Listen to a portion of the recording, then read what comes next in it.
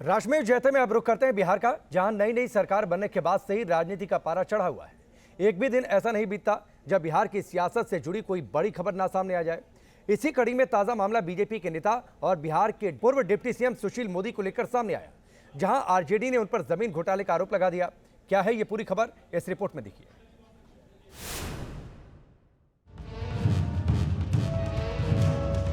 भ्रष्टाचार में कौन मास्टर, कौन बड़ा घोटालेबाज? बिहार में क्या फिर लौट आया है जंगल राज? राज्य में नीतीश के पार्टनर बदलने के बाद अब गूंज रहे हैं यही सवाल।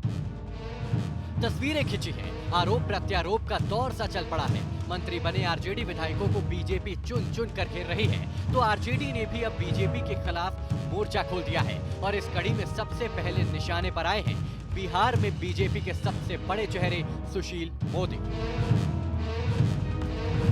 ये है बिहार सरकार में आरजेडी कोटे से खान एवं भूतत्व मंत्री रामानंद यादव, जिन्होंने सुशील मोदी पर गंभीर आरोप लगाए हैं। मंत्री के मुताबिक बिहार के डिप्टी सीएम रहते सुशील मोदी ने जमीन पर अवैध तरीके से कब्जा किया है। पटना में लोधीपुर और खेतान मार्केट की जमीन पर कब्जा किया गया। लोधीपुर में ईसाइयों की जमीन हड़पने का काम किया गया।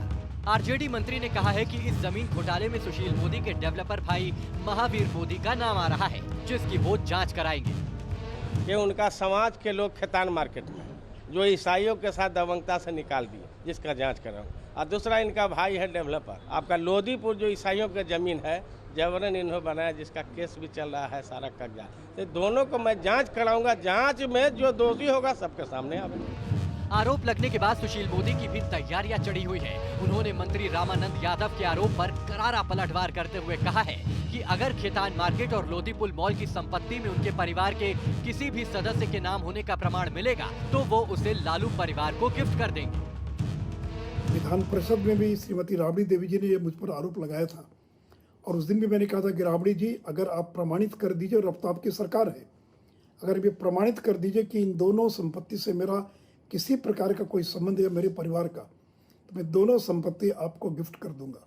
पिछले 2 दिनों से राष्ट्रीय जनता दल के अनेक बाहुबली मंत्री मेरे ऊपर झूठा, बेबुनियाद, मनगढ़ंत आरोप लगा रहे हैं कि मैं पटना के खेतान मार्केट और लोधीपुर के मॉल का मालिक हूं या मेरे परिवार का इन दोनों संपत्तियों से कोई संबंध है। मैं सार्वजनिक रूप से ये बताना चाहूँगा कि इन दोनों प्रॉपर्टी का मेरे या मेरे परिवार से दूर दूर तक का कोई संबंध नहीं है। बिहार में आरजेडी सुशील मोदी को निशाने पर क्यों ले रही है, अब इसे भी समझिए। बिहार में बीजेपी को तलाक देने के बाद 16 अगस्त को नीतीश ने तेजस्वी के साथ मिलकर नए मंत्रिमंडल का गठन तो कर लिया, लेकिन ये मंत्रिमंडल अपने गठन के बाद से ही अपने मंत्रियों के चाल, चरित्र और चेहरे को लेकर विपक्षी पार्टी के निशाने पर आ गया। दागियों की भरमार के कारण बीजेपी को नीतीश पर अटैक करने का मौका मिला तो सबसे पहले जद में आए कानून मंत्री कार्तिक सिंह, जिनके खिलाफ गिरफ्तारी वारंट है। फिर कृषि मंत्री सुधाकर सिंह सुर्खियों में आए, जिनके ऊपर चावल चोरी का आरोप है। इसके अलावा तेज प्रताप की मीटिंग में जीजा शैलेश के पहुंचने का भी मुद्दा बीजेपी की ओर से सुशील मोदी ने जोर शोर से उठाया। बिहार में नई सरकार बनी है और सरकार बनते मंत्री जो हैं विपक्ष के निशाने पर हैं।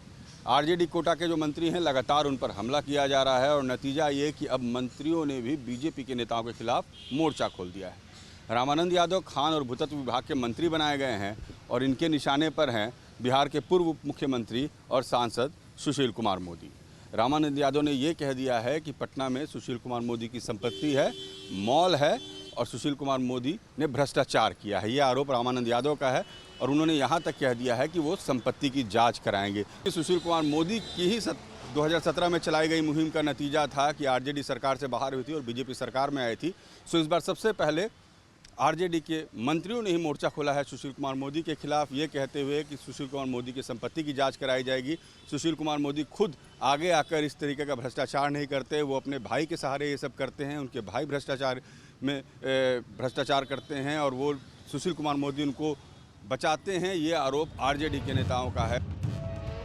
जाहिर है कि बिहार में भ्रष्टाचार वाली सियासत का ये शोर अभी और जोर पकड़ेगा। असल में देखा जाए तो बिहार में बीजेपी की राजनीति शुरू से जॉर्ज फर्नांडिस और फिर नीतीश कुमार के साए में रही।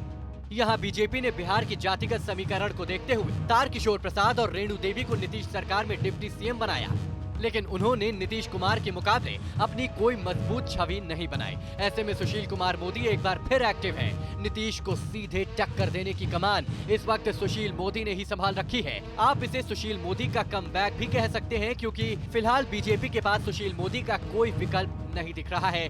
यही कारण है कि वो आरजेडी के निशाने पर हैं। पटना से रजनीश सिन्हा के साथ टीम न्यूज़ नेशन।